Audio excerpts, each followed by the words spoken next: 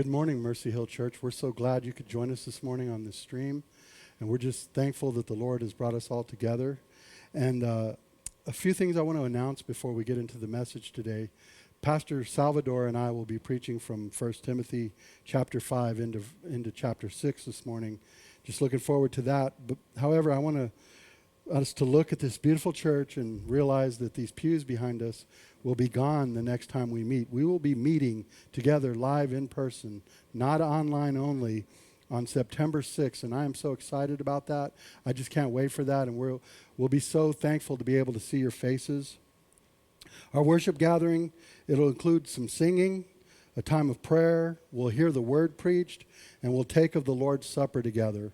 The Lord's Supper will be like this. Our greeters will be distributing the Lord's Supper elements, and they'll be wearing masks and gloves at the entryway. These are sealed packages, so everybody will be safe.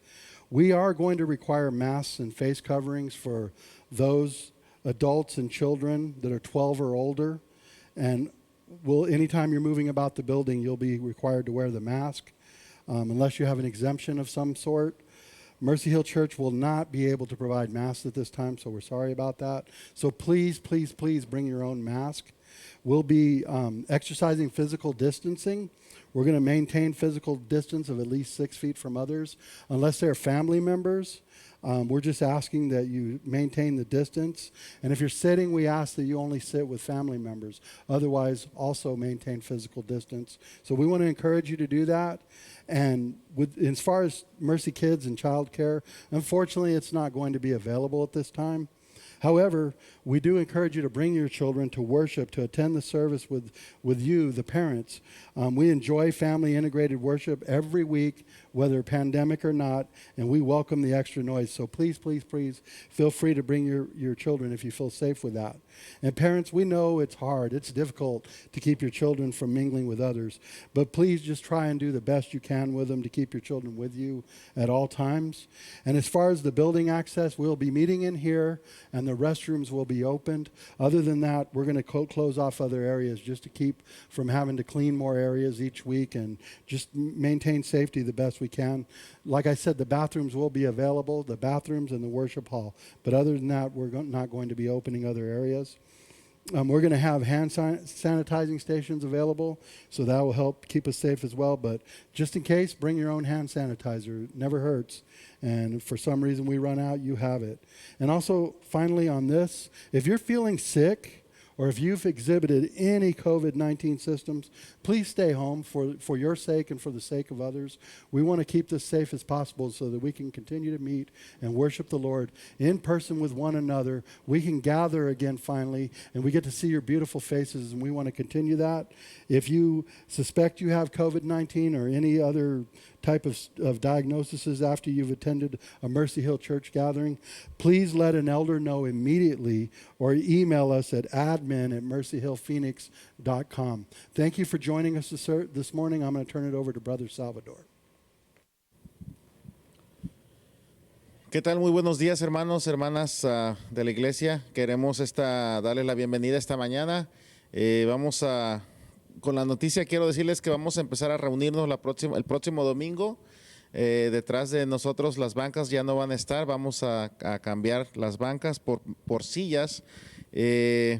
Vamos a empezar a reunirnos el 6 de septiembre. Vamos a incluir tiempo de alabanza, oración, el sermón, y vamos a estar tomando la cena del Señor juntos. Va a haber personas que van a estar recibiendo a la gente, van a estar dándole la bienvenida a la gente. Ellos van a tener máscaras y guantes. Máscaras son requeridas cuando nos reunamos, de la gente mayor y de niños de 12 años a más grandes. Vamos a mantener nuestra distancia social de 6 pies, y también vamos a estar sentándonos un poquito separados. Desafortunadamente ahorita el cuidado de niños, no estamos ofreciendo cuidado de niños, pero usted como papá puede venir y traer a sus niños y que usted los pueda tener cuidado de ellos. Vamos a tener estaciones de desinfectantes, pero le pedimos que si usted trae un desinfectante que lo pueda traer para que usted lo pueda usar. Si usted se siente enfermo, si se siente que tiene síntomas del COVID-19, por favor puede quedarse en casa. Si usted sospecha que tiene o que es positivo o ha sido diagnosticado con este COVID-19, puede dejarnos saber y para poder estar orando por ustedes. Queremos darle la bienvenida esta mañana. Déjeme orar por este servicio esta mañana. Padre, te damos gracias esta mañana. Queremos adorarte, queremos bendecir tu nombre. Abre nuestras mentes, nuestro corazón y que tu palabra, Señor, pueda ser sembrada en nuestras vidas, Señor. Gracias, oro por el pastor John. Oro para que todo lo que hagamos, Señor, será para honrarte y glorificar tu santo y bendito nombre. En el nombre de Jesús oramos. Amén y amén, Jesús.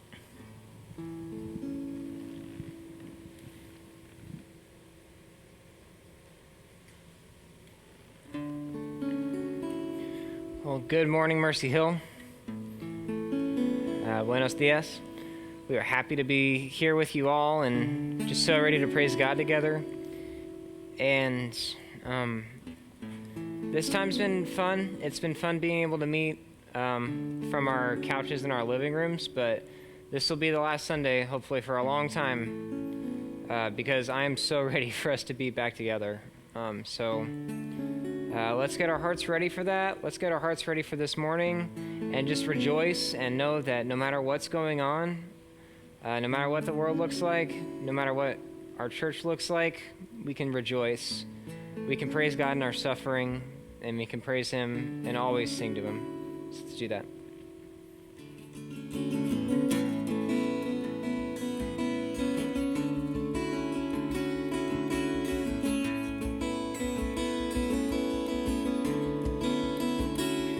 Come and stand before your Maker, full of wonder, full of fear.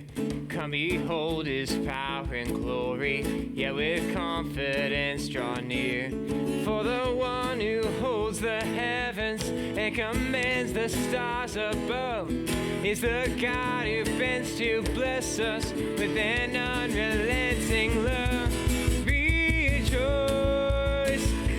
come and lift your hands and raise your voice. He is worthy of all praise.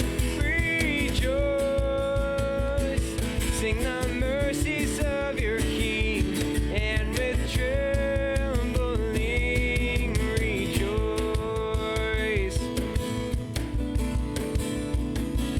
Somos hijos de promesa, los amados del Señor, ganados por su bondad, obtenidos por su sangre, trayendo reconciliación a un mundo que anhela el efecto de un Padre que no los dejará ir.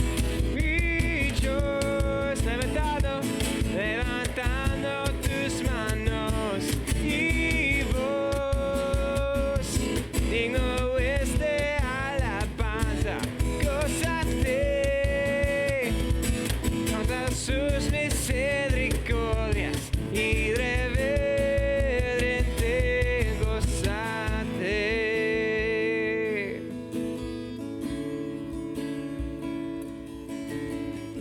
It's the story of what God's done for us and why we can rejoice in Him. All our sickness, all our sorrows, Jesus carried up the hill. He has walked this path before us, and He is walking with us still. Turning tragedy to triumph, turning agony to praise. There is blessing in the battle, so take heart and stand amazed. Rejoice, when you cry to Him, He hears your voice. He will wipe away your tears. Rejoice,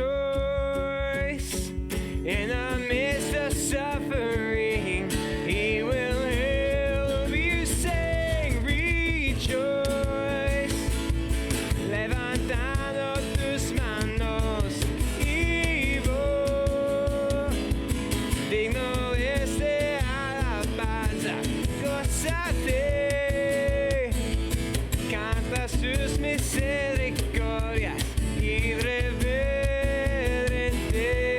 gozate. Amen. So at this time, I have a scripture reading for you. So most of you hopefully have a Bible with pages. My Bible does not have pages, but it says the same thing, I promise. It's my Digi Bible. So we are going to be in 1 Timothy chapter 5, verse 17, continuing in our blueprint for the church, learning how it all works together. So we're going to read in chapter 5, verse 17 of 1 Timothy. Here we go. Let the elders who rule well be considered worthy of double honor, especially those who labor in preaching and teaching. For the scripture says, "You shall not muzzle an ox when it treads out the grain, and the laborer deserves his wages. Do not admit a charge against an elder, except on the evidence of 2 or 3 witnesses. As for those who persist in sin, rebuke them in the presence of all, so that the rest may stand in fear. In the presence of God and Christ Jesus and of the elect angels, I charge you to keep these rules without prejudging, doing nothing from partiality. Do not be hasty in the laying on of hands or take part in the sins of others. Keep yourself pure. No longer drink only water, but use a little wine for the sake of your stomach and your frequent ailments. The sins of some people are conspicuous, going before them to judgment, but the sins of others appear later. So also are the good works conspicuous, and even those that are not cannot remain hidden. Moving on to chapter 6 and just verses 1 and 2. Let all who are under a yoke as bondservants regard their own masters as worthy of all honor, so that the name of God and the teaching may not be reviled. Those who have believing masters must not be disrespectful on the ground that they are brothers. Rather, they must serve all the better, since those who benefit by their good service are believers and beloved.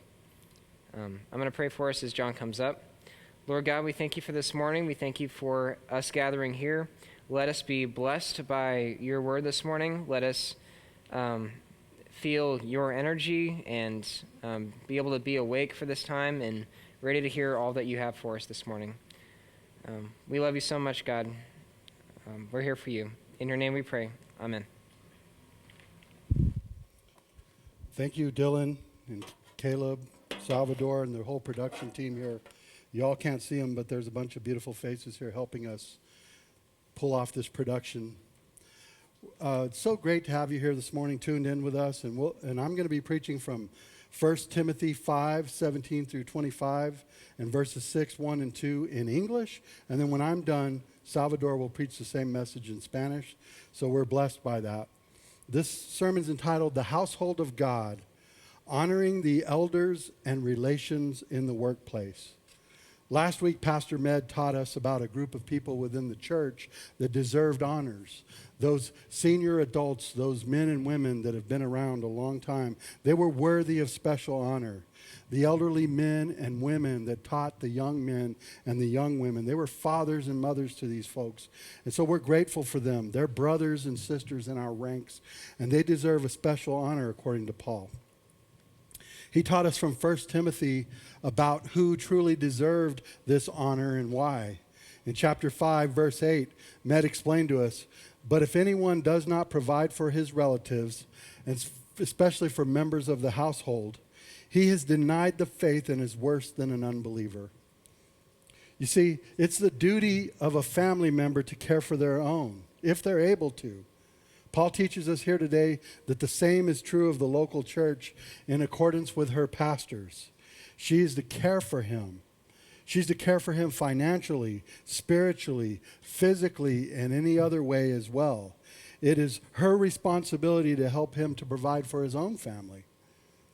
Just as he looks after the church family looks after him. He has earned that, and she must do all that she can do to see this in direct relationship to his faithfulness to God, to his faithfulness to his family, and to his faithfulness to God's church. A lot of folks just think, hey, the pastor shows up on Sunday and he preaches a message and that's it. What's so hard about that job? He might lead a Wednesday Bible study. He might do something different during the week, but I can personally vouch for you that this is not the case. I read this article that asked this particular question: just how do ministers work?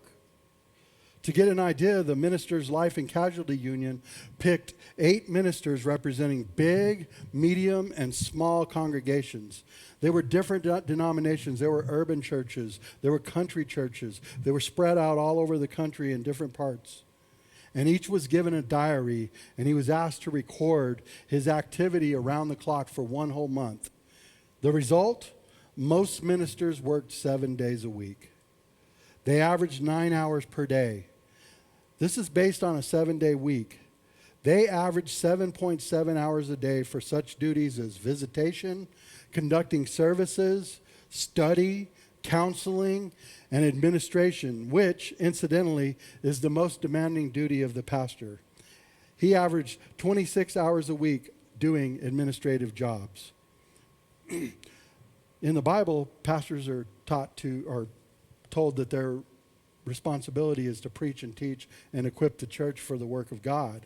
When you're busy doing 26 hours a week on administration and you're working 7 days a week, it doesn't leave a whole lot of time for those other things.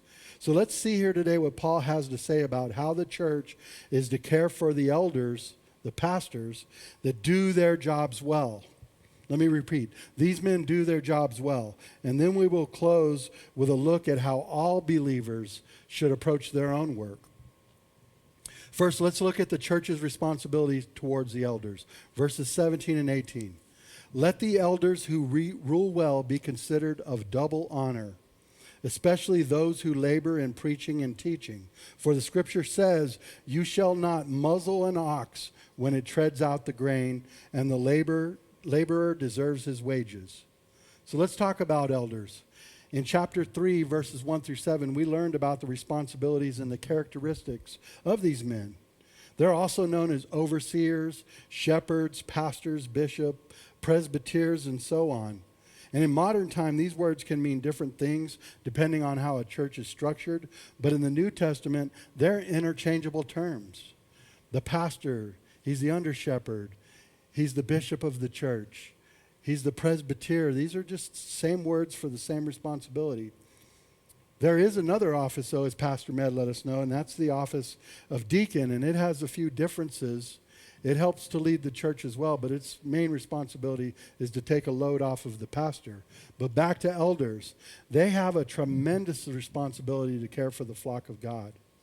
They also have a responsibility to display God-honoring characteristics to the watching world. And as they do this faithfully, not out of compulsion, Paul teaches young Timothy the church is to honor this work as they do it faithfully.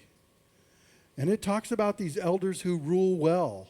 The word rule here has a sense of guiding and directing and leading well. There's a sense of affection and love behind this and tenderness, but also having to do the right thing and say the hard thing sometimes is necessary. See, this calling of pastor, it's not for the faint of heart. Pastors don't get into the position in order to make a whole bunch of money. In Paul's day, their primary responsibility is not so different than the elders of today's congregations. Their responsibility in Paul's day was to organize the church. That's what he told young Timothy. Find elders. Build the structure of this church. And it doesn't matter if the church is Jew or Gentile or mixed or whatever. The responsibility is the same. They were to organize in a way that helped promote the spread of the gospel. They were to build up the body, equip the church for various God-honoring works. And according to this text, they were to preach and teach. They were to lead well. At Mercy Hill, in the midst of this pandemic, this has been a challenge for us.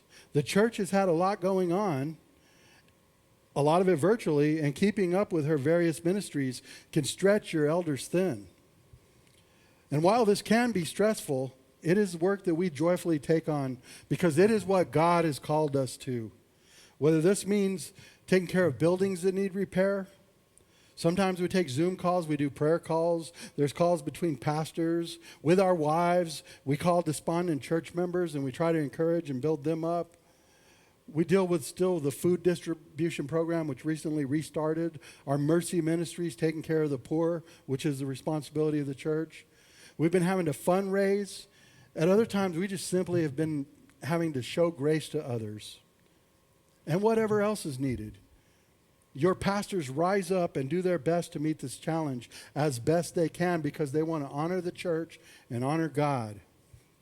And because of this whole idea of taking on all this responsibility and bearing all this weight, Paul charged the Ephesian church under Timothy's watch to see to it that their elders were to be treated in a God-honoring manner.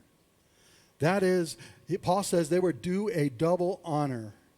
And here's the good news. God has also called today's New Testament churches to step up to the plate and meet this command. So pastors aren't out there on their own. And this includes you, Mercy Hill. Take care of your pastors. And I'm certainly not suggesting that you don't take care of your pastors, but this is certainly a good reminder for all of us to do so.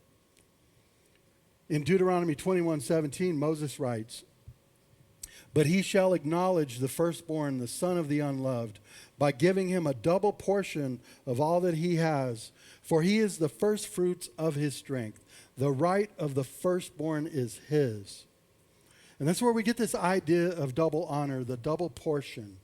Paul's speaking to a church about this here. The idea of the double portion is that the firstborn son has more responsibility to care for his mother, especially after his father has passed.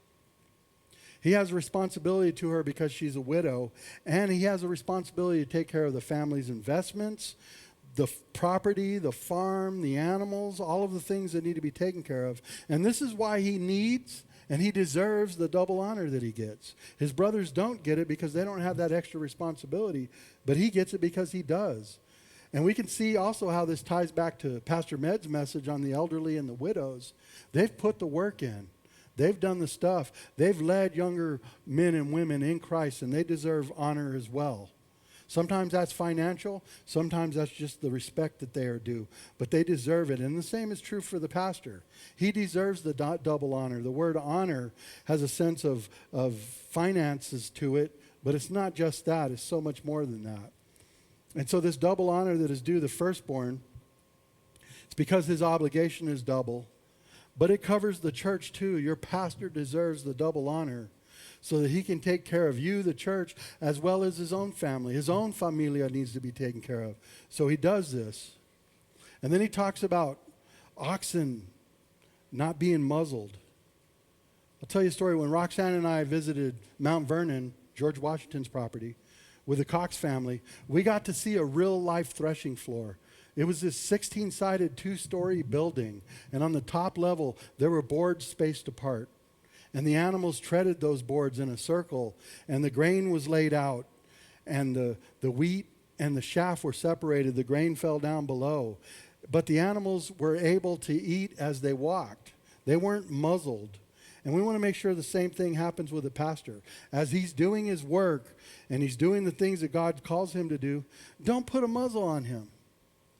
There are many occasions that I have wanted to muzzle a pastor or two, but not due to what was going into their mouth, but rather what was coming out. But that's a whole different story for another day. This not muzzling an ox is a direct command from the Old Testament here. And the idea is to make sure your pastor is in a position to do the work of the ministry. Don't put unnecessary demands on him. Don't keep him from earning a living. Basically, make sure that his needs are met. I've heard Pastor Ricky say many times, it is God's job to keep the pastor humble, and it is the church's job to keep him poor. While in some circumstances, some may think this to be true, it doesn't make it right.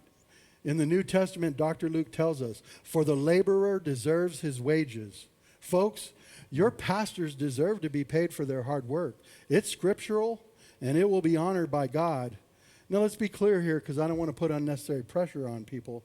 Some churches simply don't have the resources to pay their pastors. However, it doesn't take away the idea of the double honor. He's due his honor and he's due his respect, so show him that. Take care of him however you can, in any way he can. This should be the desire of the church to do this, and it shouldn't just be your desire. It should be evident. Let your pastor know you appreciate him. Send him a card once in a while. I've had church members send me little glass jars filled with peanuts and candy, and it was just enjoyable. Not even the idea of being able to snack on them, but the idea that somebody thought about me enough to do that for me. I've had them drop off tamales at my house, the whole bit, and I'm just so grateful for that. I'm thankful for that. Again, not because of the food, but the thought behind it, the idea of honoring the pastors, and I'm thankful for that. Send them a text. Call them once in a while. Let them know you appreciate them. Take care of them. But this is the pastor that is serving well. There can also be sinful pastors that need to be dealt with, but the church has responsibilities concerning sinful elders that need to be taken seriously. In verses 19 through 21, Paul says, "Do not admit a charge against an elder except on the evidence of 2 or 3 witnesses." Let me repeat that. Do not admit a charge against an elder except on the evidence of 2 or 3 witnesses. As for those who persist in sin, rebuke them in the presence of all, so that the rest may stand in fear. In the presence of God and of Christ Jesus and of the elect angels, I charge you to keep these rules without prejudging, doing nothing from partiality. See, Paul has a high view of the pastorate. We've already seen that here. He's saying honor them. They deserve it. They work hard. And so another thing that he's careful about because of his high view of the pastor is that he warns the church about how to bring an accusation against an elder. The Old Testament law says for everyone in Deuteronomy 19 through 15, a single witness shall not suffice against a person for any crime or for any wrong in connection with any offense that he has committed. Only on the evidence of 2 witnesses or of 3 witnesses shall a charge be established. See, back in those days, they didn't have all of the forensic tools that we have today. So just taking one person's word from it didn't make it necessarily true. So this whole idea applies to pastors as well. They're people as well. One person just can't come up and bring a charge against them. And really, do I need to go into further detail? Basically, Paul's saying, don't be lying on your pastor here. Don't be talking about stuff that he hasn't done. Be truthful about his actions. And if he's wrong and there's other witnesses to point that out, it'll be taken care of. And trust me, pastors do wrong. We all slip up. We all make mistakes. So be careful in bringing this charge, because Paul's not talking about continual, a single incident of something where the pastor messed up. He's talking about continual, habitual sin. If you're willing to bring a charge against this man, make sure it's continual and habitual, and be willing to do it in the presence of God's church. Put your signature on it. Many Sundays after services, I've gotten notes from church members or people that were in attendance that were complaining about this, the music or that, the prayer, the sermon was no good, blah, blah, blah, it was hot, whatever. There's just a lot of different complaints I've gotten. But the people weren't willing to put their signature on the note. Be willing to put your signature on the note. Be willing to say, hey, this man was wrong and he needs to be brought to justice for doing this. And let's be clear, the goal is not to be able to say, gotcha. We knew you were a scoundrel. We knew you were going to do bad. We caught you. That's not the purpose here. The purpose is to restore this man back into the good graces of God, and hopefully into the good graces of his church. And let's keep that in mind as we switch gears here. Let's talk about the responsibilities of the elders themselves. In verses 23 through 25, Paul tells Timothy, concerning elders, do not be hasty in the laying on of hands, nor take part in the sins of others. Keep yourself pure. No longer drink only water, but use a little wine for the sake of your stomach and your frequent ailments. The sins of some people are conspicuous, going before them to judgment, but the sins of others appear later. So also good works are conspicuous, and even those that are not cannot remain hidden. Paul warns young Timothy here, do not be hasty in appointing men into any particular leadership in the church. The laying on of hands is serious business. In Acts 13, Saul and Barnabas were sent out after the church laid hands on them. And as a modern day New Testament church, our natural inclination is to want to send people out to do mission work, but we have to be careful. We have to vet them. We have to make sure they're properly equipped, that their motivations are right. Because if we don't do this, we can cause damage, and we can cause more damage than is even necessary. By doing so, we can take part in sinful work, and we don't want to do that, whether we're aware of it or not. This is a danger for pastors. We want to take part in sending out others to do the work of the gospel, but we must do so with a clear conscience. Pastors need to be clear of immoral practices. They need to be focused on spreading the gospel and bringing others to Christ. Pastor Anthony preached a couple of weeks ago about how asceticism in and of itself, it's useless.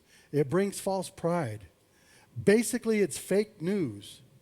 Thomas Lee and Hayne Griffin say Paul gave fatherly directives to Timothy in urging him to take some wine to help his digestive system. Contaminated water may have aggravated Timothy's problems, and so both Jews and Greeks had used wine for medicinal purposes.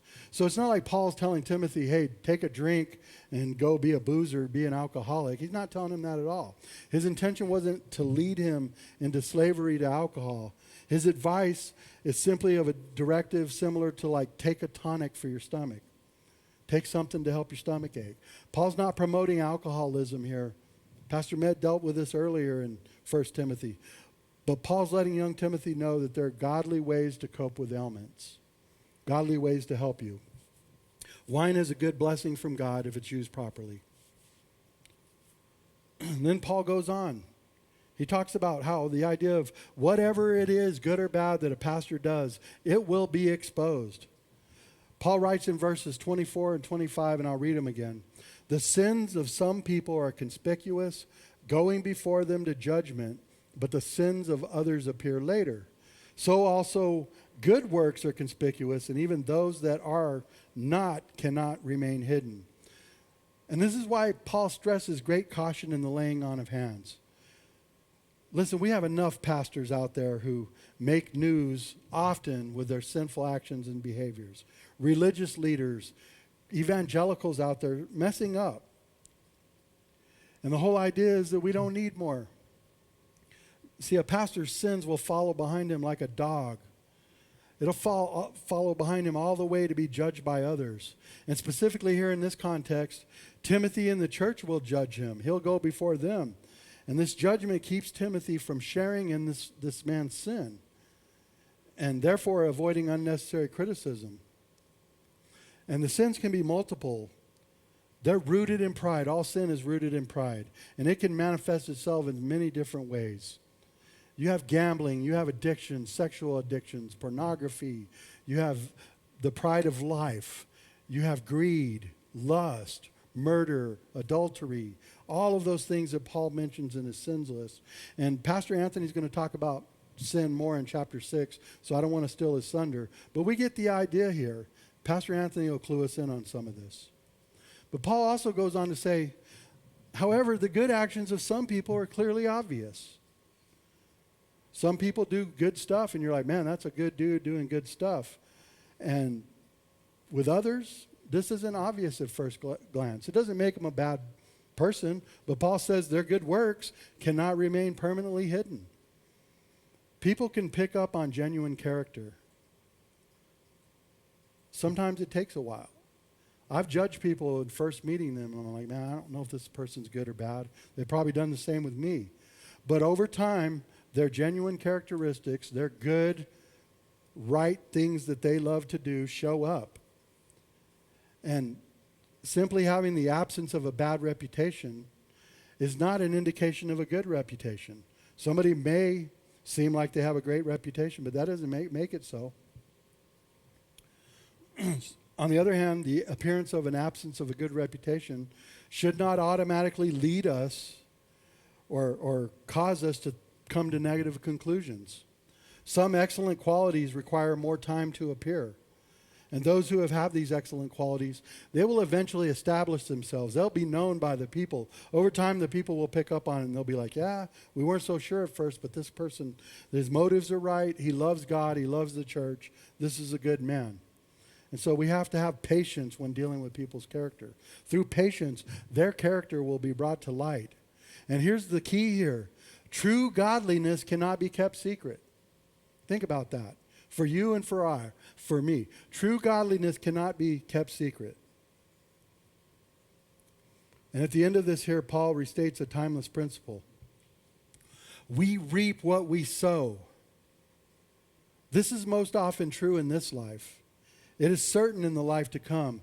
God will reveal everything that has been hidden, some for judgment, others for reward. Their true works will prove their motivations. And on that note, let's talk more about work. Let's move into chapter 6, verses 1 and 2.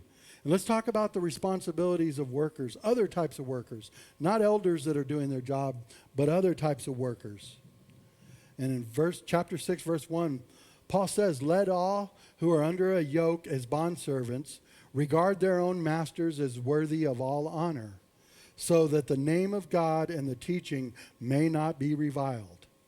Those who have believing masters must not be disrespectful on the ground that they are brothers. Rather, they must serve all the better, since those who benefit by their good service are believers and beloved. Paul's talking about slaves and masters here, but at the very end here he says, they are believers and they are beloved. They share something in common, and that something in common is Christ. So let's be clear here. Paul's speaking of Christian slaves and masters. And we hear echoes of Philemon in this, the slave of the Christian brother whom Paul appealed to in terms of the freedom of Onesimus the slave. He was a Christian brother that aided Paul tremendously and was of great value to him. And Paul challenged Philemon to let him go, to let him become a free man, because they were brothers in Christ. But in here, it talks about honor again. Let all these who are under the yoke as bondservants, slaves, regard their own masters as worthy of all honor. They should show their masters honor so that God's teaching may not be reviled. A great amount of the new believers in the first century, they were slaves. And Paul surprisingly gave them strong words on how to treat their masters. Could you imagine being a slave? And so he's challenged you, well, you need to love that man and show him all honor. That's a hard thing to do. But when you understand that the common bond here is Jesus Christ, it makes it a whole bunch easier. Christ calls us to promote his kingdom from where we're at. Whether we're a pastor, a student, a parent, a barista, or a construction worker, or a slave, being content, living godly lives, and not being ashamed of the gospel with Christ are what God calls us to in order to claim that we are Christians. And this command from Paul is based on mutual respect and admiration. Similar to the church and her pastors, Paul illustrates this well in Ephesians 6:9.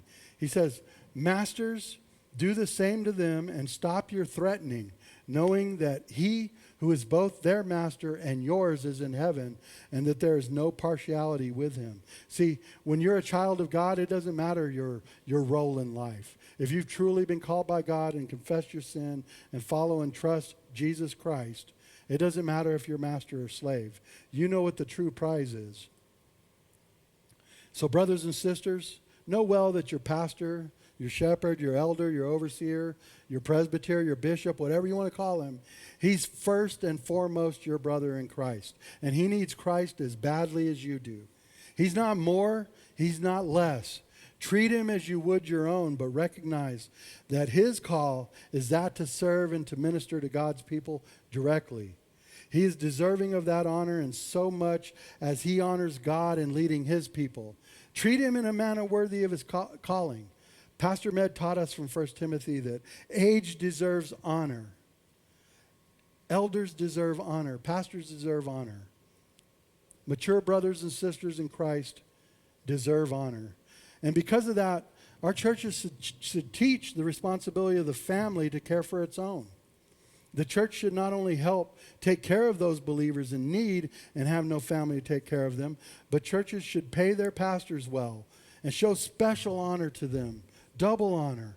Pastors are accountable to the church and will reap what they sow. Sooner or later, they're going to do it.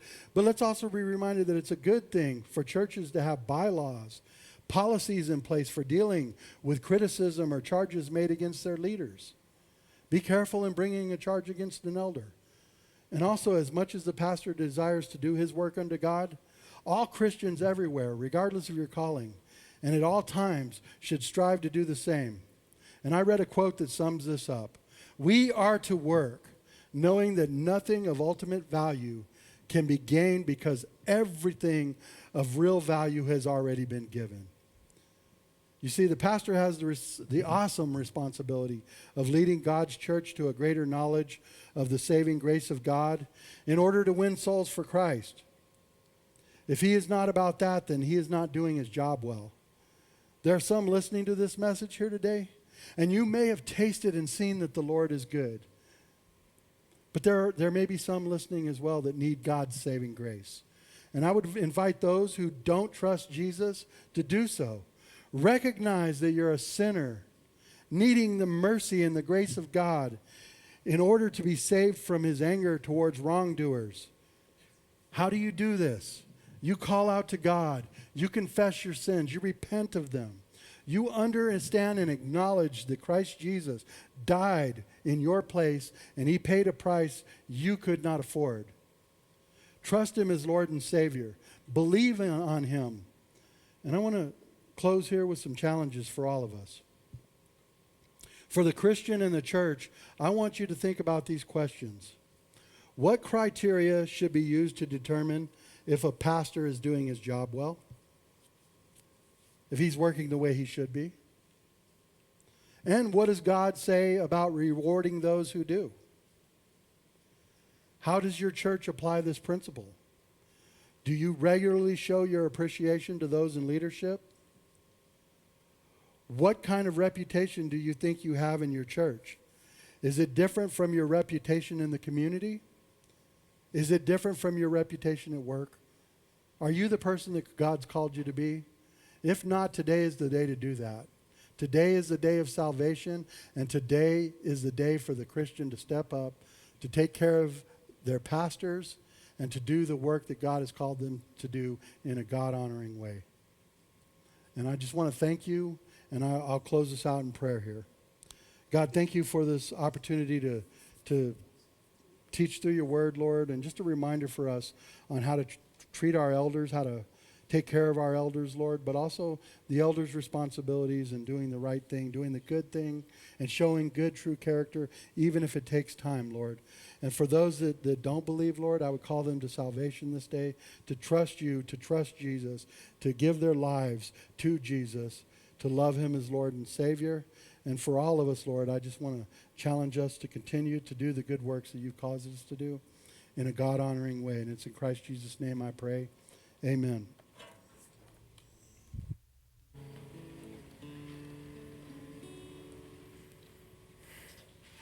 Thank you, John, for bringing that word.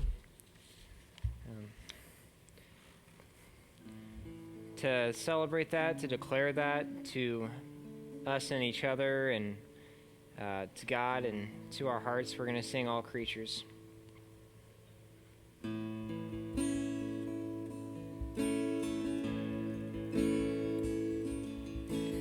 All creatures of our God and King, lift up your voice and with us sing. Oh, praise him. Alleluia. Thou burning sun with golden beam, thou silver moon with softer gleam. Oh, praise him. Oh, praise him. Oh, hallelujah.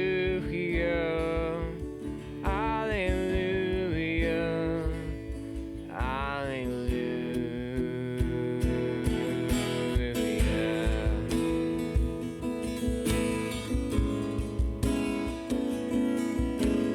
Viento veloz, potente a luz,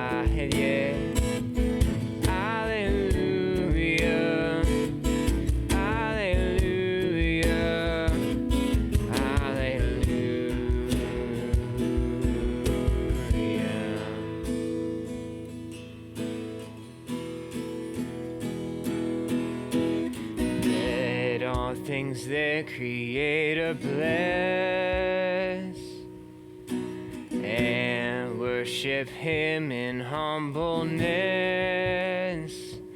Oh, praise Him. Hallelujah. Praise, praise the Father, praise the Son, and praise the Spirit, three in one. Oh, praise Him. Oh, praise Him. Hallelujah. Hallelujah.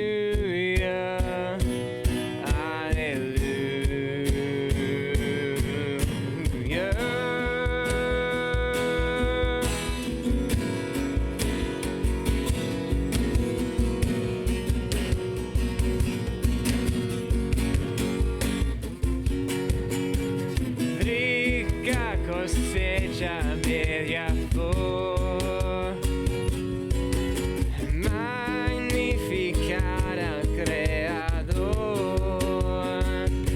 Alabarle, alabarle, oh, aleluya, aleluya, hallelujah.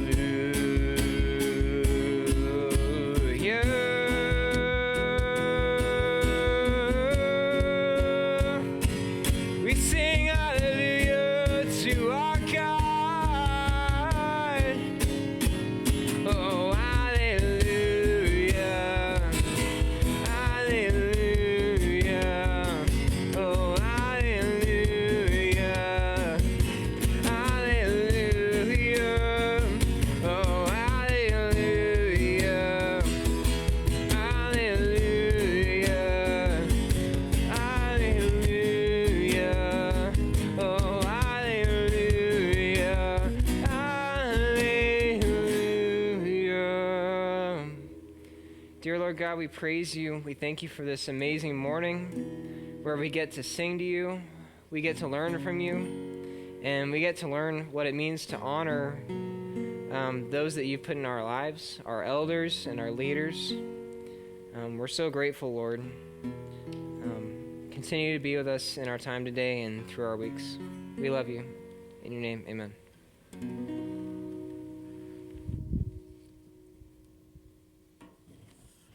Muy buenos días, hermanos. Dios les bendiga.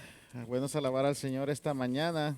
Queremos seguir en nuestros sermones en 1 Timoteo 5, 17 al capítulo 6, al versículo 2. 1 Timoteo 5, 17 hasta el capítulo 6, hasta el verso 2. Y esta mañana vamos a estar hablando sobre el liderazgo de la iglesia, la honra a los ancianos y también cómo nuestras relaciones entre unos a otros en el lugar de trabajo. Casa de Dios, iglesia, honra a los ancianos, a los líderes. Hemos hablado, el pastor Mel la semana pasada nos enseñó acerca de un grupo de personas dentro de la iglesia que eran dignas de un honor especial. Los hombres y mujeres mayores que sirvieron como padres y madres de hermanos y hermanas menores dentro de la iglesia local. Nos enseñó desde 1 Timoteo sobre quién realmente merecía este honor y por qué lo merecía. En el capítulo 5, verso 8, el pastor Med nos explicó: pero si alguno no provee para sus parientes y especialmente para los miembros de su casa, ha negado la fe y es peor que un incrédulo. Es peor que un incrédulo. Sabemos que es deber de la familia, hermanos. Escuchen bien, cuidar de los suyos si es que tiene las posibilidades de hacerlo. Pablo nos enseña aquí Pablo nos enseña aquí en estos versos del capítulo 5, versos del 17 al capítulo 6 al 2, que esto es lo mismo que la iglesia tiene que hacer con sus líderes o con sus pastores. ella debe cuidar de él. La iglesia debe cuidar de él, financieramente, espiritualmente y físicamente también. Es su responsabilidad ayudarlo a mantener a su familia. Así como él cuida de la familia de la iglesia, él se lo ha de alguna manera ganado y ella debe hacer todo lo posible para ver esto en relación directa con su fidelidad a Dios, su familia y la iglesia de Dios. Mucha gente piensa que todo lo que hace un pastor es predicar los domingos, dirigir un estudio bíblico los miércoles. Personalmente puedo dar fe que este no es el caso. Yo personalmente puedo dar fe que este no es el caso. Y leí, el pastor Jan decía que leyó este artículo que hacía esta pregunta. Escuche bien esta pregunta: ¿cómo trabajan los ministros? ¿O cuánto trabajan los ministros? Y para tener una idea, hicieron esta encuesta donde eligieron a 8 líderes, pastores, que representaban a diferentes congregaciones, grandes, medianas, pequeñas, diferentes denominaciones, iglesias urbanas, rurales y en varias iglesias de diferentes partes del país. Y a cada una de estos líderes se les dio un diario y se les pidió que registraran cada actividad durante todo el día, durante todo un mes. Y el resultado, escuchen bien, hermanos, la mayoría de los pastores líderes trabajaban los 7 días de la semana. Los 7 días de la semana mayormente. Y hicieron un promedio de 9 horas por día basado en una semana de 7 días. Hacían un promedio de 7.7 horas diarias, para tareas como visitas, realizar sus servicios para un estudio, asesoramiento y administración. Y dicho sea de paso, esta administración es la tarea más exigente, con un promedio de 26 horas semanales por los ministros, por los líderes. Veamos lo que Pablo tiene que decir acerca de cómo la iglesia debe cuidar de los ancianos, hablando del liderazgo, que hacen bien su trabajo. Y luego terminaremos con una mirada a cómo los creyentes deben enfocar su trabajo, ¿verdad? El primer punto que quiero traer es que la responsabilidad hacia los ancianos, y esta palabra ancianos habla de los líderes. Dice así el versículo, los versos 17 y 18, dice: los ancianos que gobiernan bien sean considerados dignos de doble honor, principalmente los que trabajan en la predicación y en la enseñanza. Versículo 18, porque la escritura dice: no pondrás bozal al buey cuando trilla, y el obrero es digno de su salario. Hablemos de los ancianos, hermanos. Hablemos de los ancianos. En el capítulo 3, versos 1 al 7, aprendimos sobre la responsabilidad y características de los ancianos, también conocidos como supervisores, pastores, obispos, presbiterios y muchos otros títulos para los líderes o pastores. En los tiempos modernos, estas palabras pueden significar diferentes cosas, pero en el Nuevo Testamento son intercambiables condiciones, como nos hizo saber el pastor Med. La única diferencia es el cargo de diácono, se hace diferente. De vuelta, los ancianos, los líderes, tienen, escuchen bien, la tremenda responsabilidad de cuidar del rebaño de Dios y de mostrar características que honran a Dios ante el mundo que lo observa, y al hacerlo, y lo debe hacer de una manera fiel. No es por obligación que lo deben de hacer. Pablo le enseña al joven Timoteo que la iglesia debe honrar esta obra de los líderes, de los ancianos, de los diáconos, de los pastores.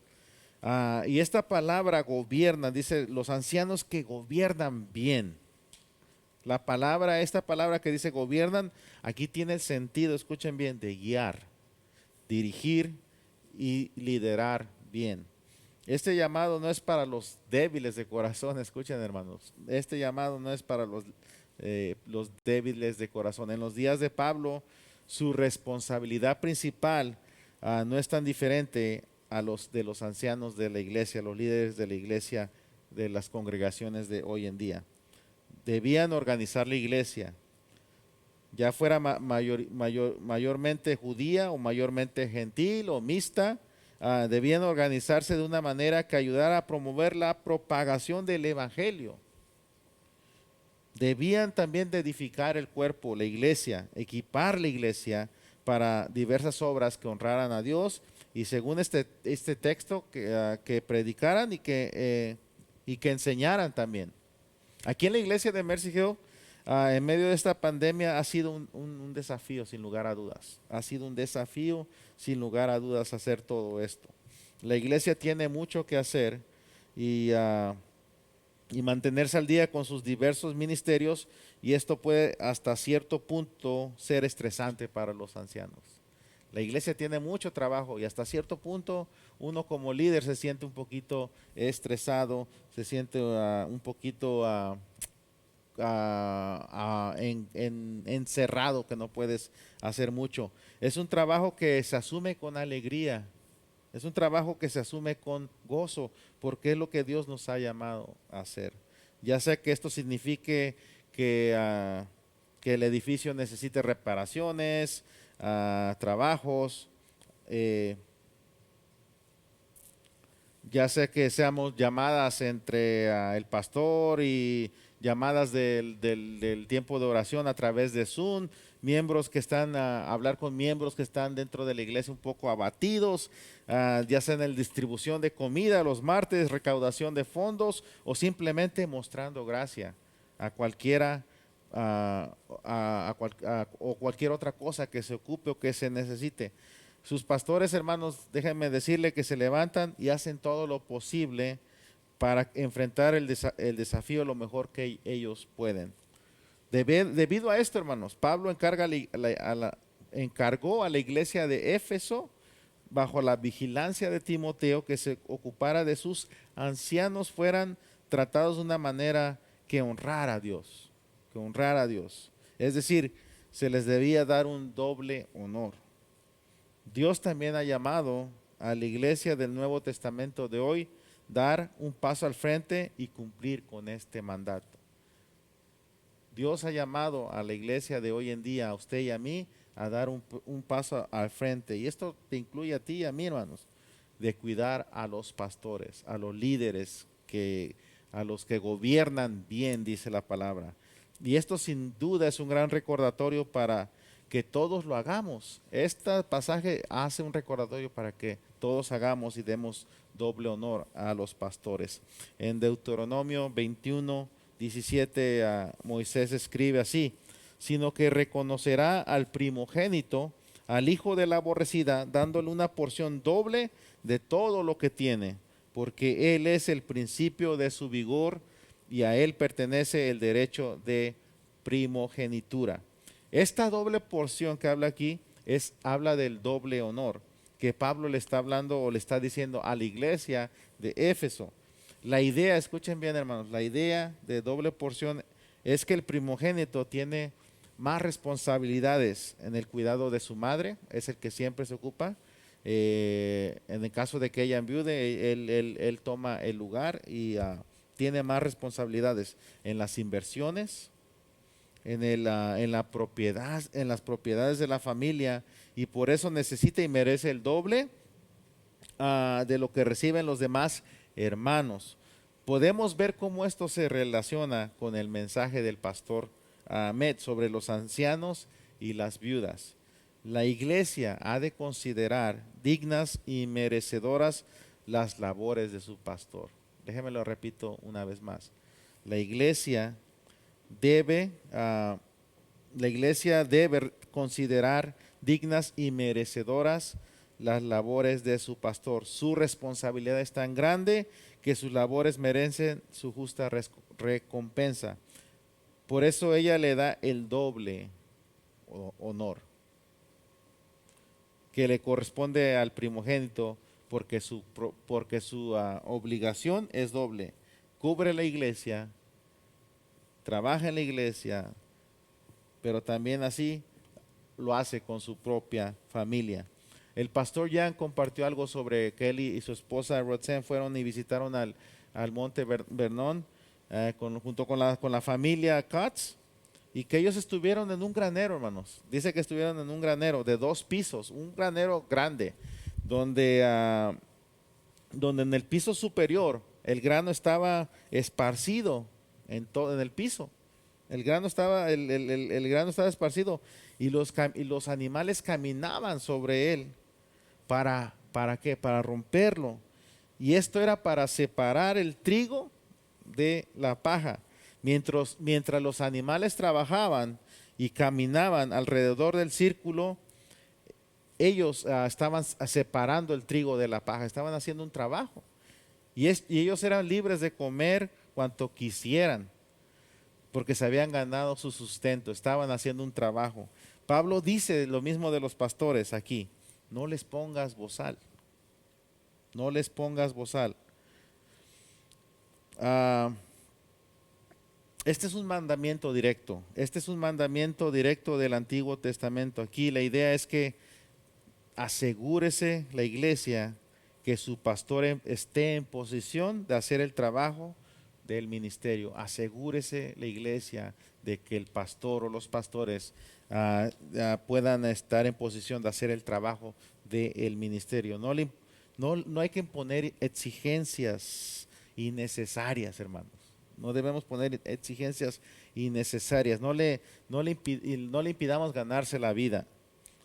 Básicamente, asegúrese que se satisfagan sus necesidades.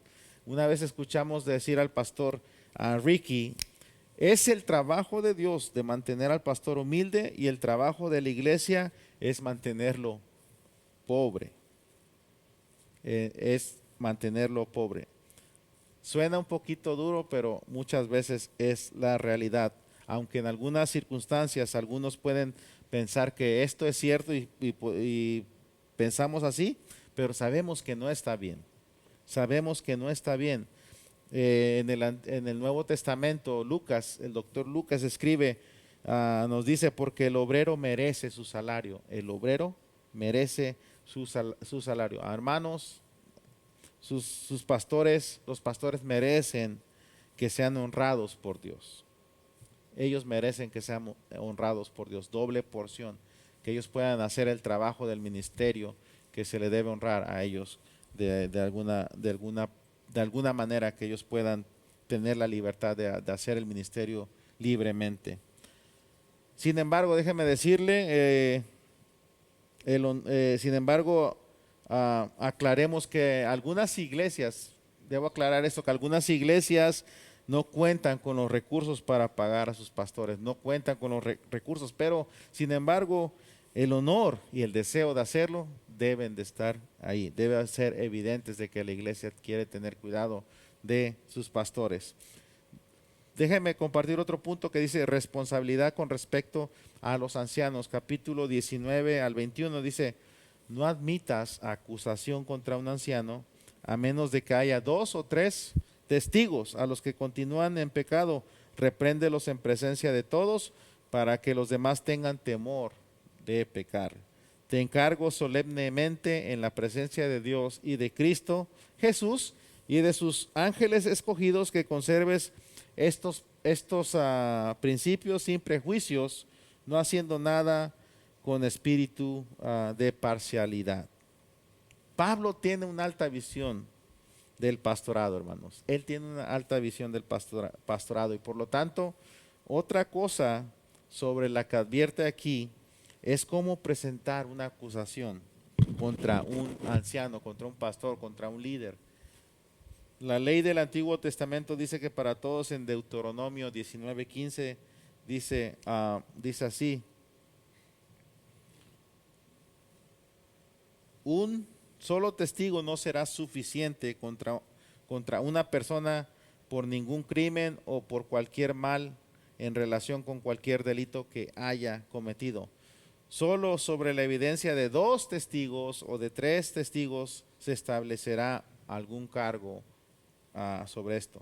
Y esto también aplica a los pastores, hermanos. Esto también aplica a los pastores. Yo no creo que necesito entrar más en detalles. Básicamente, no debemos mentir sobre algo que el pastor no ha hecho. No debemos mentir sobre algo que el pastor nunca ha hecho. No, seamos honestos acerca de sus acciones, y si está equivocado, y hay muchos pastores que lo hacen, que se equivocan, asegúrese que otros lo verifiquen. Pablo está hablando del pecado continuo, no de un desliz. Pablo está hablando de un pecado que está haciendo continuamente. Si usted está dispuesto a presentar cargos contra este hombre, contra un pastor, un líder, esté dispuesto a hacerlo en presencia de la iglesia de Dios. Usted tiene que hacerlo, usted puede hacerlo y presentar un cargo sobre cualquier líder. Pero recuerde que el objetivo no es decir, el objetivo de presentar algún cargo contra un líder es no decir, mira, estás haciendo mal esto, lo otro. No es culparlo, ¿verdad? El propósito es y debe ser restaurar a que este hombre regrese a la gracia de Dios y que regrese a la iglesia. Tengamos eso en cuenta, hermanos. El propósito principal cuando usted acusa a un líder, a un anciano, es de que esta persona se restaure, que reciba la gracia de Dios y que pueda regresar a la iglesia. Quiero compartir el otro punto, punto 3, responsabilidades de los ancianos. La responsabilidad de los ancianos dice así, verso 22 al 25, dice: no impongas las manos sobre nadie con ligereza, compartiendo así la responsabilidad por los pecados de otros. Guárdate libre del pecado. 23, ya no bebas agua sola, sino usa un poco de vino por causa de tu estómago y de tus frecuentes enfermedades. Los pecados de algunos hombres son ya evidentes, yendo delante de ellos al juicio, mas a otros sus pecados los siguen.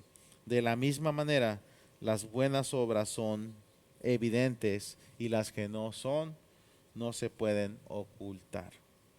Pablo advierte al joven Timoteo aquí que no se apresure, hermanos, a nombrar a hombres para ninguna posición particular de liderazgo. La imposición de manos, hermanos, es algo serio. La imposición de manos es algo serio. Vemos en Hechos 13 cuando Saulo y Bernabé fueron enviados después de que la iglesia lo hizo como una iglesia moderna del Nuevo Testamento. Nuestra inclinación natural es enviar gente a hacer el trabajo de misionero. Queremos mandar gente y a veces no esperamos, pero una cosa que nos dice aquí es que debemos examinarlos, hermanos, escuche bien, examinarnos y asegurarnos, hermanos, que estén debidamente equipados con las motivaciones adecuadas para que no causemos más daño de los necesarios.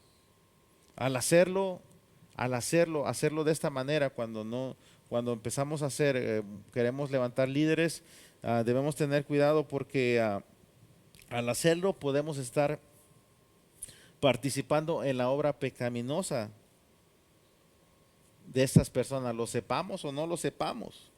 Y esto es un peligro para los pastores. Queremos participar en enviar a otros a hacer la obra del evangelio, pero debemos hacerlo con una conciencia limpia. Los pastores deben estar libres de prácticas inmorales y deben concentrarse en difundir el evangelio y llevar otros a Cristo. Tenemos que tener mucho cuidado, hermanos. No porque me caiga bien el hermano, no porque me caiga bien esta persona, debemos motivarlos a liderazgo. Tenemos que examinarlos y que tengan las motivaciones adecuadas para el ministerio, hermanos. El pastor Anthony predicó hace un par de semanas sobre el ascetismo. El ascetismo en sí mismo dice que es inútil, trae orgullo falso. Básicamente son noticias falsas. Estos autores Thomas Lee y Aine Griffin dice, Pablo le dio instrucciones paternales a Timoteo al instalarlo a tomar un poco de vino para ayudar con su digestión, ¿verdad? El agua contaminada pudo haber agravado los problemas del joven Timoteo. Y tanto judíos como griegos habían usado el vino con fines medicinales. Ellos lo usaban con fines medicinales. Escuche bien esto. Pablo no tenía ninguna intención, hermanos, de llevar a Timoteo a la esclavitud del alcoholismo. Su consejo se parece más bien a decir, toma un poco de vino para el estómago. Pablo no está promoviendo, escuche bien, el alcoholismo, no está promoviendo a que Timoteo tomara, ¿verdad? Pero pero le está haciendo saber al joven Timoteo que hay formas piadosas de lidiar con las dolencias. Hay formas piadosas de lidiar con las dolencias. Cualquier cosa que haga un pastor va a quedar expuesta, hermanos. Sea buena o sea mala. Dios va a hacer que se exponga. Pablo escribe en los versículos 24 y 25, dice así, los pecados de algunos hombres son ya evidentes, dice, yendo delante de ellos al juicio, mas a otros sus pecados, ¿qué? Los siguen. De la misma manera, las buenas obras evidentes y las que no lo son, no se pueden ocultar. Pablo aquí enfatiza la gran preocupación en la imposición de manos. Tenemos suficientes líderes, pastores, que a menudo son noticia con sus acciones, ¿verdad? Malas, pecaminosas. Y no se necesita más escuchar eso, hermanos. Es por eso que debemos tomar en serio el imposición de manos, el nombrar a un líder.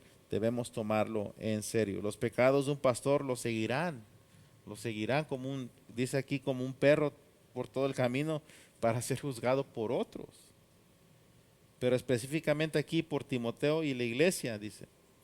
Este juicio, hermanos, de esta manera de tener cuidado en escoger y que este líder o esta persona sea una persona adecuada para el ministerio, va a evitar que Timoteo participe. Está diciendo que participara del pecado, por lo tanto, evitando críticas innecesarias, ¿verdad? Estos pecados tienen su raíz en el orgullo y pueden manifestarse de muchas formas diferentes. Estos pecados tienen su raíz en el orgullo y pueden manifestarse de muchas formas, de muchas maneras, desde adulterio a fornicación, pornografía, tantas otras cosas, mentir, a robar y todo eso. Pablo habla más sobre esto en el capítulo 6 y el pastor Anthony va a estar predicando sobre ello. Sin embargo, las buenas acciones aquí, de algunas personas son claramente obvias. Aquí dice que de la misma manera las buenas obras son evidentes y las que no lo son no se pueden ocultar. Aquellos con otras buenas cualidades, no evidentes muchas veces a la primera vista, no pueden permanecer ocultos. La gente puede reconocer un carácter genuino. Esa es la verdad. La gente puede reconocer un carácter genuino. La ausencia de una mala reputación, escuchen bien, la ausencia de una mala reputación no es una indicación de una buena reputación. Por otro lado, la apariencia o la ausencia de una buena reputación no debe llevarnos automáticamente a conclusiones negativas. Escuchen bien, la ausencia de una buena reputación no debe llevarnos automáticamente a conclusiones negativas. ¿Cuántas veces hemos asumido cosas negativas de una persona tan solo la primera vez que los vemos? Algunas cualidades excelentes requieren más tiempo para aparecer. Y aquellos que tienen excelentes cualidades eventualmente se establecerán. Algunas personas que son llamadas al liderazgo de la iglesia pueden parecer que no cumplan con el requisito básico de las buenas obras. A través de la paciencia, su carácter saldrá a la luz. Hay personas que no tienen la apariencia de que puedan tener un liderazgo, que no tienen los requisitos básicos para poder tener un liderazgo. No tienen buenas obras, viéndolo a primera vista. Pero a través de la paciencia, hermanos, su carácter va a empezar a salir a la luz. La verdadera piedad no se puede mantener en secreto. La verdadera piedad no se puede mantener en secreto. Una vez más, Pablo ha reiterado aquí un principio que decimos siempre: cosechamos ¿qué? Lo que sembramos. Esto suele ser cierto en esta vida y en todo lo que hacemos, hermanos. Todo lo que hacemos, lo que cosechamos, sembramos. Debemos tener cuidado. Es cierto para la vida venidera. Dios ha cosechado para nosotros vida eterna, hermanos. Dios revelará todo lo que ha estado oculto. Algunos va a ser para juicio, otros va a ser para recompensa. Sus verdaderas obras probarán sus motivaciones. Y en esto vamos entonces a terminar con el punto que dice la responsabilidad del trabajador. La responsabilidad del trabajador. Capítulo 6, verso 1 y 2. Todos los que están bajo yugo como esclavos consideren a sus propios amos como dignos de todo honor, para que en el nombre de Dios y nuestra doctrina no sean blasfemados. Y los que tienen amos que son creyentes no les falten el respeto, porque son hermanos, sino sírvanles aún mejor, ya que son creyentes y amados de los que se benefician de su servicio. Enseña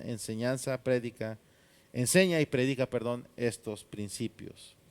Todos los que están bajo un yugo como siervos deberían considerar a sus propios amos como dignos de toda honra, hermanos. Aquí lo que está enseñando Pablo, para que el nombre de Dios y la enseñanza no sean blasfemados. Los que tienen dice que seamos claros. Aquí debemos ser claros que Pablo está hablando de esclavos y amos cristianos aquí. En estos dos versículos, él está hablando de estos amo y esclavo que son cristianos. Este es un eco de Filemón para nosotros, del libro de la carta a Filemón. Los esclavos, escuchen bien, de un hermano cristiano al que Pablo apeló en términos de la libertad, de Onésimo, el esclavo que también era un hermano cristiano, que ayudó enormemente a Pablo en su ministerio y fue de gran valor para él. Una gran cantidad, escuchen hermanos, una gran cantidad de creyentes del primer siglo eran esclavos, hermanos, eran esclavos. Y Pablo, escuche bien, sorprendentemente les dio palabras fuertes sobre cómo tratar a sus amos. Dice así, consideren a sus amos como dignos de todo honor. Consideren a sus amos como dignos ¿de qué? De todo honor. Discutió una vez más nuevamente los importantes temas de los falsos maestros y las personas que aman las controversias y las discusiones interminables. Vuelve a poner ese tema en relieve. Esto nos remonta al final de las palabras en el capítulo 5 sobre hacer buenas obras, ¿verdad? Aquí Pablo le está pidiendo a los esclavos que son llamados a hacer buenas obras. Y no por ley, sino por una profunda reverencia a Dios. Una profunda reverencia a Dios, donde habla, dice para que el nombre de Dios y nuestra doctrina no sean blasfemados. Para la mayoría de nosotros hoy en día, hermanos, convertirse en cristiano no requirió un cambio de nuestra ocupación. Nuestras condiciones de vida, nuestro salario o incluso nuestro vecindario. Cristo nos llama a promover su reino donde estamos. Ahí donde tú estás, donde tú vives, nos llama a promover su reino, ya sea como pastor, ya sea como estudiante, padre, como un trabajador de la construcción. Él nos llama a promover su reino, estar contentos, estar gozosos, vivir unas vidas piadosas. Y no debemos avergonzarnos del evangelio con Cristo, que Con Cristo, ¿qué es lo que Dios nos llama a hacer? Para afirmar que somos cristianos. Este mandato que Pablo pone aquí se basa en el respeto y la admiración mutua. Similar a la iglesia y a sus pastores, hermanos. Similar a la iglesia y a sus pastores. Pablo ilustra bien en Efesios 6:9, dice, y vosotros amos hacer lo mismo que con ellos. Y vosotros amos hacer lo mismo con ellos. Y dejar las amenazas, sabiendo que el Señor de ellos y de vosotros está en los cielos y que para Él no hay acepción de personas. Se basa en un respeto mutuo. De igual manera, hermanos, hermanas, saben bien que su pastor, el anciano, el supervisor, el presbiterio o el obispo es ante todo su hermano en Cristo. Él no es más, él no es menos. Trátelo como lo haría usted con su hermano en Cristo. Pero reconozca su llamado. Debemos reconocer su llamado. Él está para servir y para ministrar al pueblo de Dios de una manera directa, de una manera directa. Él merece ese honor en la medida que honra a Dios al guiar a su pueblo. Trátelo de una manera digna de su llamado.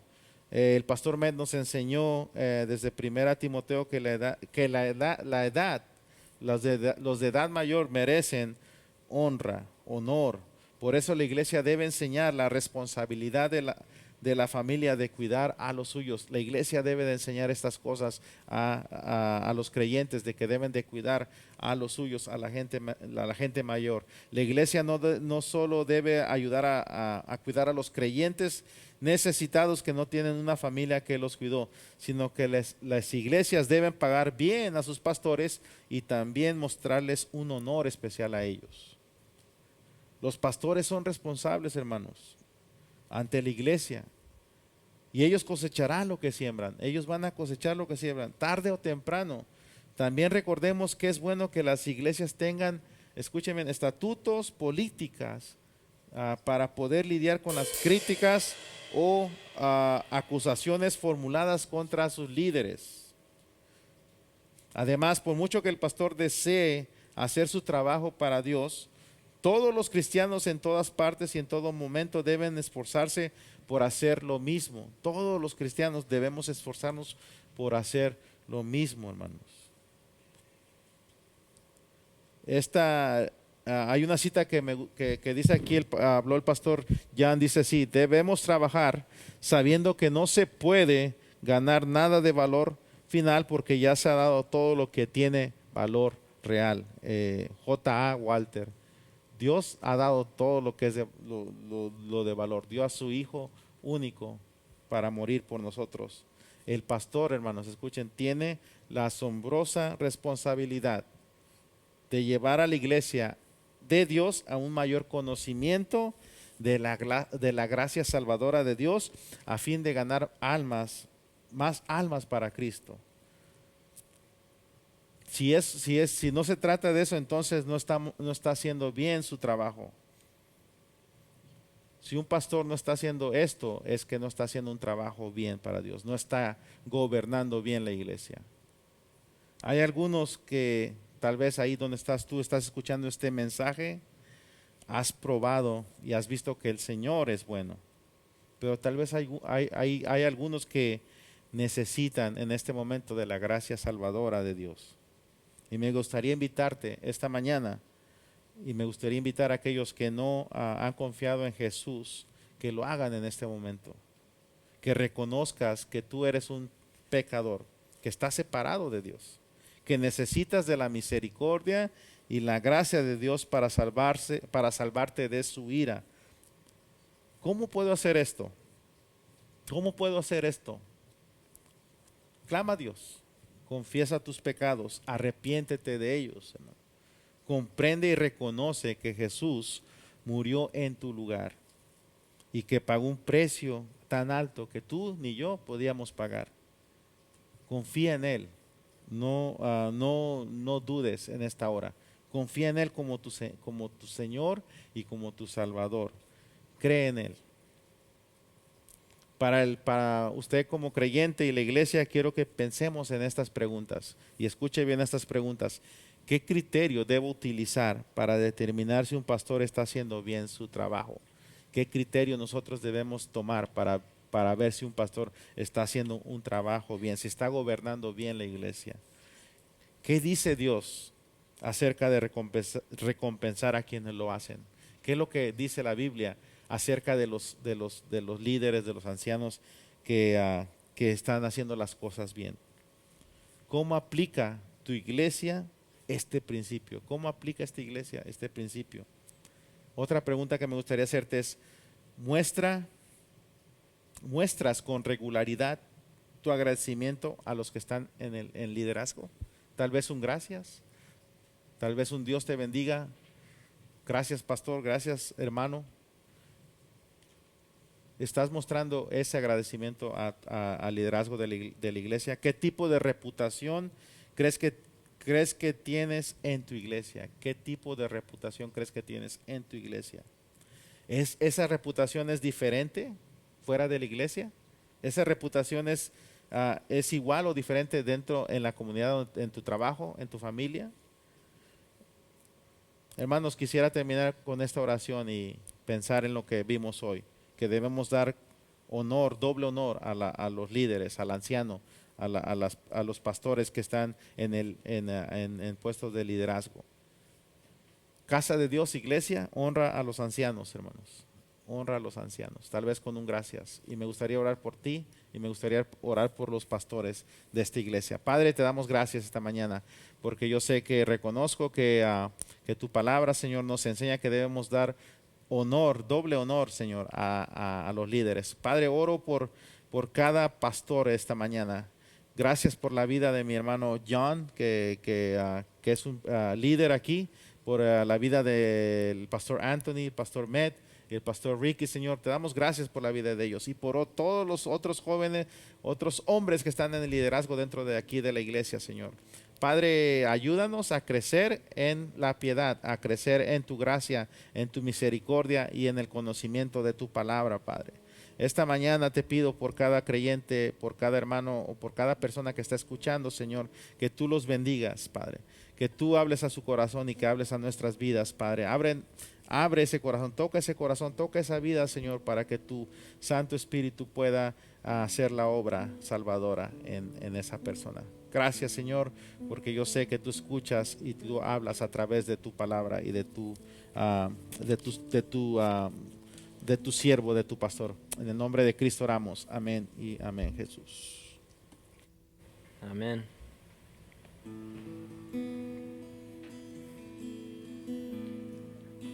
We're going to sing Man of Sorrows.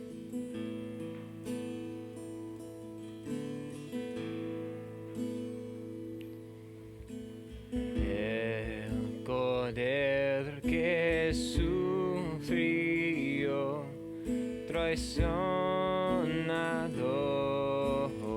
fue, el peso de nuestra maldad fue puesto sobre él.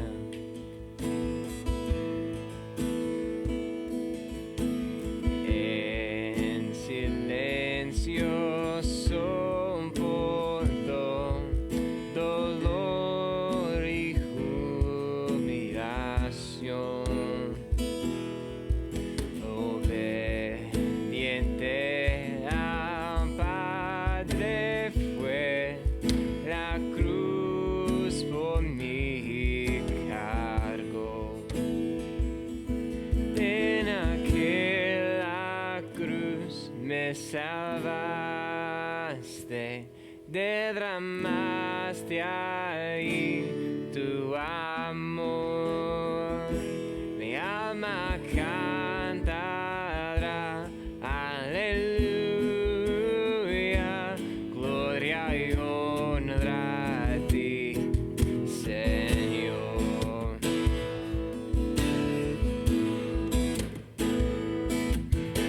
Sense of heaven, God's own Son, to purchase and redeem.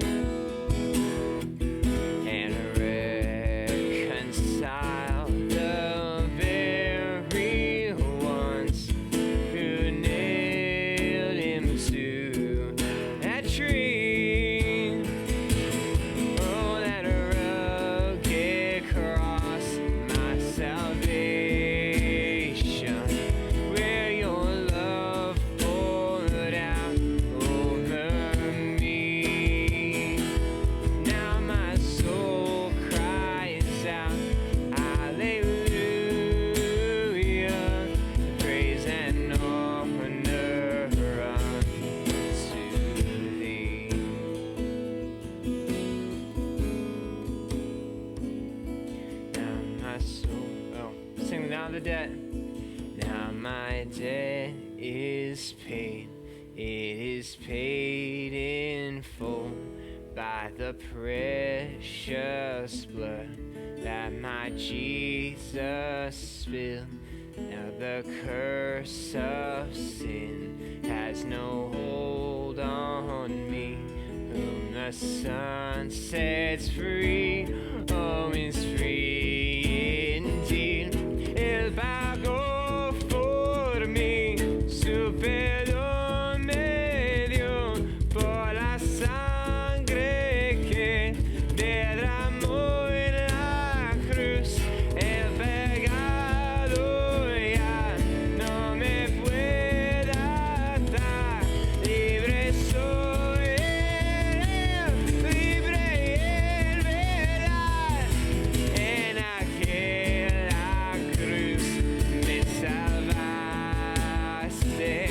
derramaste allí tu amor.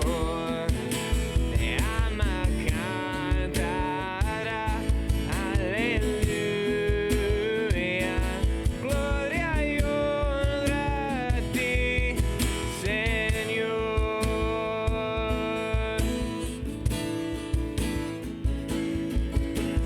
See, the stone is rolled away. Behold the empty tomb. Hallelujah, God be praised. He's risen from the grave. Oh, that rugged cross, my salvation, where your love poured out over me.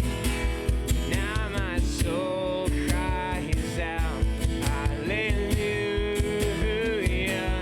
praise and honor to thee. Praise and honor. Praise and honor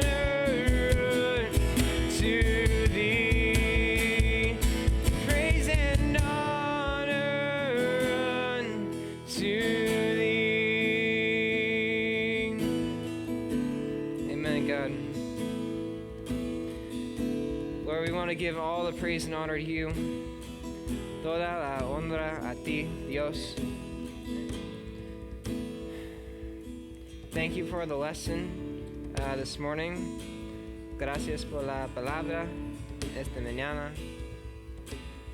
Help us to bring it into our lives. We love you. In your name, Jesus. En su nombre, Cristo. Amen.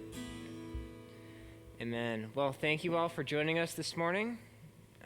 Gracias por esta mañana. Only announcement I have for you guys is that youth is meeting on Wednesdays at 6:30 p.m. Believe it or not, here at church. It's crazy, but we can start to try that. So, los jóvenes se reúnen a lo templo aquí a las 6:30 a miércoles aquí en la iglesia, en el templo. Los esperamos. Thanks, everybody. Gracias, Mercy Hill. We love you. See you next Sunday.